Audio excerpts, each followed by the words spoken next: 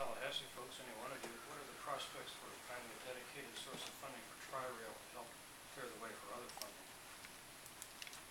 The question was, what are the prospects of finding a dedicated funding source for Tri-Rail? I think it's core to the mission right now. I think it's a must-do.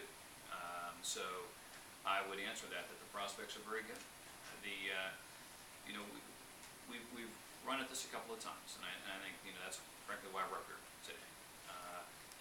You had different parts of the state wanted to be sure that the Tri-Rail was taken care of. Long-term operational funding would be there for Tri-Rail, and you had others in the state that wanted to be sure that we had a chance to explore new commuter rail system and take advantage of the moment and what was happening. And I think we've had a process over the last 4 or 5 months to bring a lot of these minds together. I think people are receptive. What kind of source would that, what form would Don't know yet. I mean, there were ideas that were floated last spring. One was the rental car surcharge, and I think that remains on the table as probably one of the most viable avenues that we may go. Senator, did you get an explicit or even a tacit signal today that SunRail, for example, is something the state needs to do in order to tap into these federal funds? Can you talk about that? And yeah, I think the Department of Transportation and the Federal Rail Administration made it clear to us that our federal partners, these two senators who have been up here working on behalf of Florida, have had tremendous success. They've placed dollars in the budget for us to get moving on commuter rail, and that if in fact we have, as we have now done, placed our application before our federal partners as to being the recipient of high-speed rail dollars, it was very clear to look back to me was, well, we've got money in this budget for commuter rail that we need to see connectivity. We're not going to set up a high-speed rail system in the state that you can't connect to it. We're not going to build, as the comment was made to us, five-story parking garages at every stop. There needs to be connectivity. This is about moving people and commerce and tourism through the state more efficiently, and in long term, it will be good for Florida's economy. And so, yeah, I don't think it could have been any clearer to me that you want your application to stay on the top of that stack. Show us that you're going to have connectivity. Would you consider a special session or something to take that issue up? And secondly, what makes you think, given the problems in the past getting that issue passed, that you can do it now? Yes, I would consider a special session. I think, and we'll have those conversations with our speaker and our governor. I think that those two partners, our House and our governor, have been champions of commuter rail and high-speed rail all along.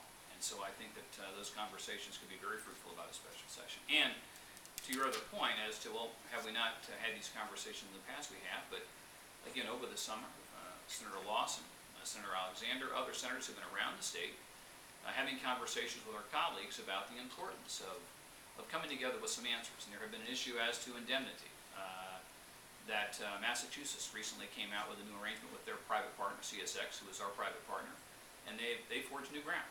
And I think to many senators that was an issue, the cost of the indemnity that would be involved in this. The overall cost has been a question.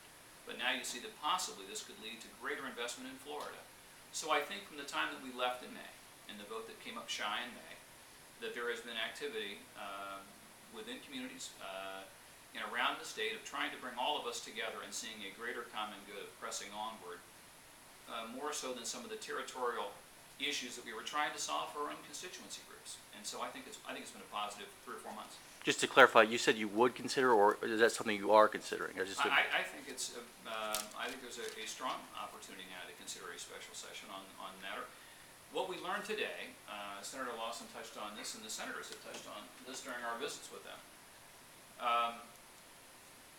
This administration here in Washington wants to get moving with investment in infrastructure, and we saw today, the conversations brought us that the term was, we're going to be awarding some of these grants in the winter. And the winter meant sometime after January 1. I wouldn't want there to be doubt left in the minds of these gentlemen here who are fighting for us here in Washington that Florida has made its clear statement.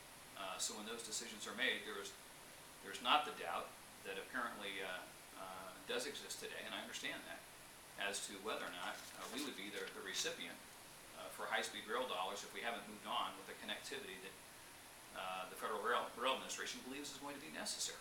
So it's mid-October now. What's the best time for that possible special session? I think that when I have a chance to chat with the speaker and the governor, my hope is that this is something that would be addressed before January 1. Was it in your mind? Was it linked both for Tri-Rail action and SunRail, or just one? Our teammates here at DOT made it very clear to me that they're looking to make investments around this country to states that have demonstrated a sustainable and risk-free commitment locally to supporting rail. And that meant funding for Tri-Rail, quite clearly, and it meant funding going forward for operation and maintenance and growth of rail across Florida. So I don't think I might turn to my colleagues here, I didn't leave that room confused in any way that they were looking for a demonstration from Florida that there would be funding for Tri-Rail and there would be a funding source going forward across Florida for the expansion of rail and rail connectivity, passenger as well as high speed. Yeah, and the only thing I would say is we have fumbled a number of times, and it's obvious this time that this might be the last horizon. And so therefore, we have that commitment from the leadership in the Senate and hopefully working with the House to try to make sure that Florida is uniquely in a unique place at this particular time. And with the support that we have received up here, it's substantial. And so as a result, I think that we have to move forward. This is critical to the state of Florida. As you survey citizens around the state of Florida, they recognize the impact that it will have on their communities and the number of jobs that will come into Florida, which we really, really do need. So the two are interrelated. And so in answering your question, I think it's important that we look at both of them. And if there's, well, I wouldn't say if, when we do have a special session, that they will be addressed. Thank you all. Appreciate it.